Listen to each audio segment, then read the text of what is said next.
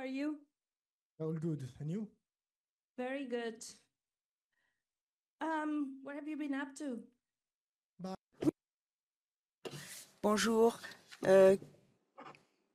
Qu'est-ce que tu faisais? L'interprète n'a plus le son. L'interprète n'a plus le son. Always know it all. And you know, you are the smart guy in the room. Oui, tu es le plus intelligent dans la salle. Tu sais tout. Est-ce que tu sais quelle est la part d'emploi en ligne nécessitant, d'offres d'emploi en ligne disponibles? J'ai vérifié et je pense que c'est environ 500 000.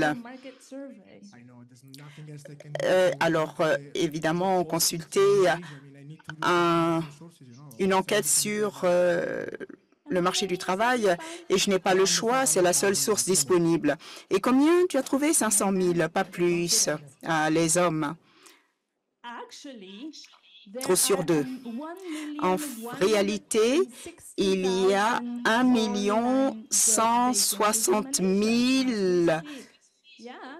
postes disponibles en Malaisie. C'est un grand pays et ils ont beaucoup d'offres d'emploi en ligne. Alors on continue, je ne vais plus me tromper, ça sera mieux. Alors Ghana, le QI sur le Ghana, facile, tu es sûr?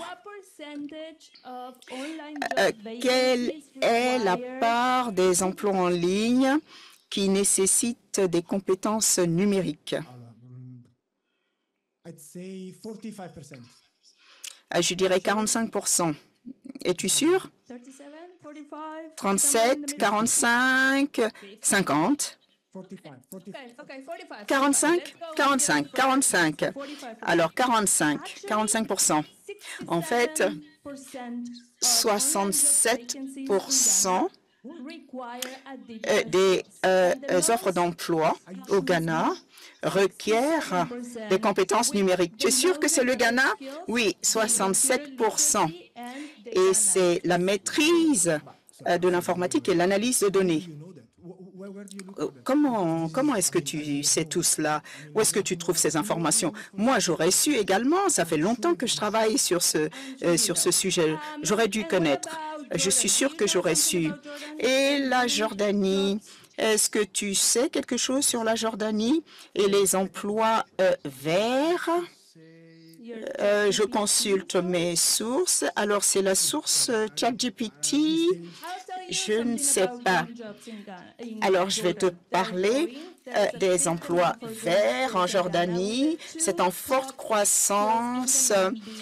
Il y a une forte demande et les deux qualifications principales, adaptation au changement climatique et gestion des déchets. En Jordanie? Oui, en Jordanie. D'où tiens-tu ces informations? Alors, tu vois un peu ce graphique. Nous allons présenter le Global Skills Tracker, qui est le dernier bébé dans la famille UNESCO.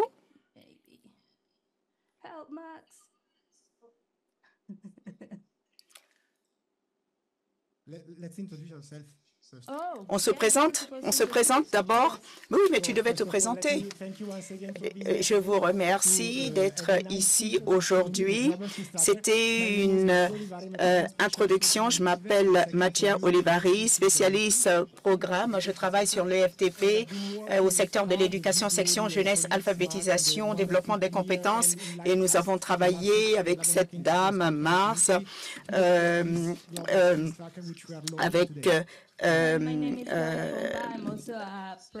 une compagnie en Italie, Lightcast, pour développer ce Global Skills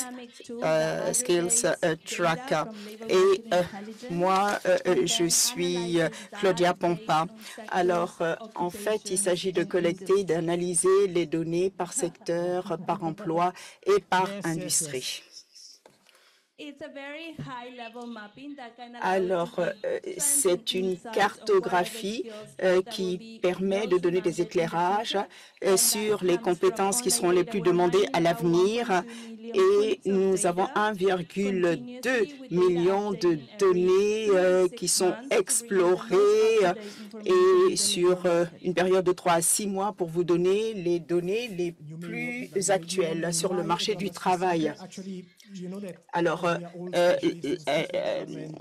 le GSK, vous savez que le GST, vous savez que nous travaillons sur le développement des compétences en matière de FTP. Alors, il y a un décalage entre l'offre et la demande de compétences. Nous avons un problème de pertinence en matière de FTP. Et pour surmonter cette question, les renseignements du marché du travail, les données en ligne qui sont exploitées devient de plus en plus intéressant pour nos objectifs d'analyse. Et nous regardons les opportunités. Nous avons coopéré avec Lightcast. C'est une entreprise qui travaille sur l'analyse du big data, les données massives, avec les offres d'emploi disponibles en ligne. Cela donne des avantages sur l'analyse que nous trouvons en matière de FTP et d'alignement sur le marché du travail.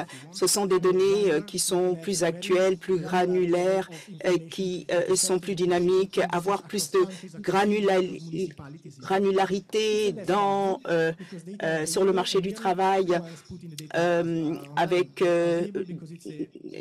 un focus sur les secteurs, sur le type de compétences, et nous pouvons tirer avantage de ces données qui sont gratuites, qui sont disponibles sur le marché. Nous pouvons mettre cela à profit. Et nous, avec Lightcast, nous avons travaillé, nous lançons aujourd'hui ce Global Skills Tracker qui va vous dire quelle est la demande de l'industrie par rapport au travail que nous faisons. Et nous avons aligné cela avec notre stratégie EFTB 2022-2029. Nous travaillons également avec la Global Skills Academy et tout ce que nous avons présenté ce matin.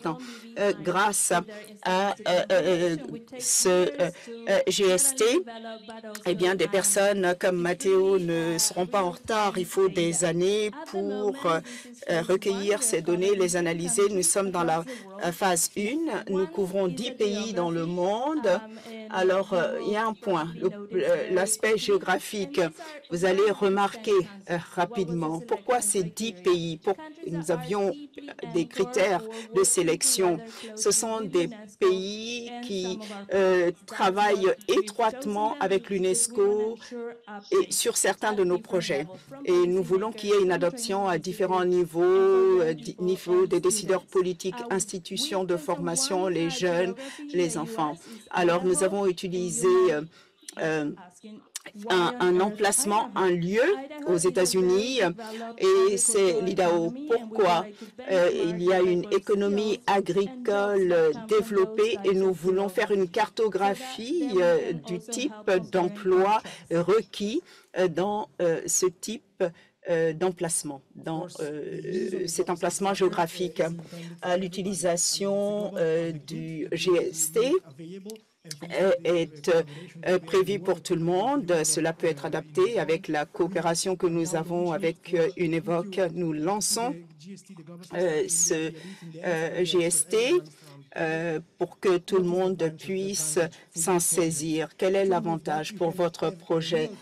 Vous pouvez avoir une image en temps réel sur ce qui est disponible sur le marché du travail, quelle est la situation des emplois, par exemple, en Jordanie, avec des données qui sont mises à jour. Il ne s'agit pas d'avoir des données et de ne pas être sûr que la même donnée sera disponible et sera fiable et dans 6 mois. Donc, nous suivons l'évolution, nous suivons ce qui change. C'est important également pour l'élaboration de politiques, parce que vous savez que On peut utiliser ces données pour concevoir les programmes de formation, savoir également quels sont les emplois les plus demandés, élaborer des stratégies, des réponses pour répondre aux besoins des sociétés et des économies grâce à l'EFTP. Et finalement, l'un des ajouts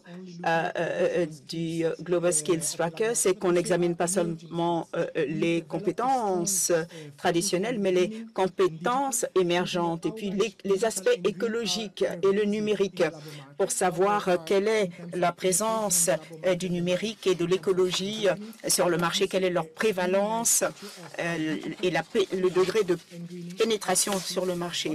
Cela vous permet également de savoir quel sera le degré d'adoption du numérique sur le marché du travail par les entreprises. Nous avons élaboré cette première phrase en français et en anglais. C'est disponible dans les deux langues. Vous pouvez donc consulter ce GST. Voilà ce dont nous parlons. Vous constatez que vous pouvez sélectionner les données que vous voulez voir. Vous pouvez comparer les données si vous êtes chercheur, si vous êtes décideur politique, pour essayer de vous focaliser sur le type de compétences requises à l'avenir. Pour les centres de formation également, ils peuvent adopter leur programme de formation aux besoins du marché du travail. Les jeunes, les étudiants peuvent également examiner ce qui est recherché en termes de compétences par les entreprises afin de vous former. Cela est disponible pour toutes les populations. Surtout, parlez-en, que tout le monde sache que cet outil est disponible, est très utile et il faut que cet outil qui est très utile soit utilisé, que tout le monde puisse tirer avantage de cet outil. Et si vous êtes intéressé, vous pouvez venir nous contacter. Nous pouvons entamer des discussions pour passer à la phase 2 et nous pouvons ajouter également d'autres fonctionnalités au Global Skills Tracker. Mais on peut déjà essayer de savoir comment cela fonctionne. Alors c'est innovant. On regarde les offres d'emploi en ligne, mais sur le tableau de bord, vous allez voir qu'il y a une partie avec des statistiques par pays. Il y a beaucoup de diversité dans les informations fournies, en termes d'éducation également, les informations habituelles que l'on collecte, le marché, système d'éducation. Et puis, vous avez d'autres parties qui sont tournées vers l'avenir, plus innovantes. Donc, vous pouvez regarder et essayer de naviguer un peu sur cet outil et essayer de vous familiariser avec cet outil. Et nous sommes heureux que vous ayez pu bénéficier de cet outil. Merci beaucoup.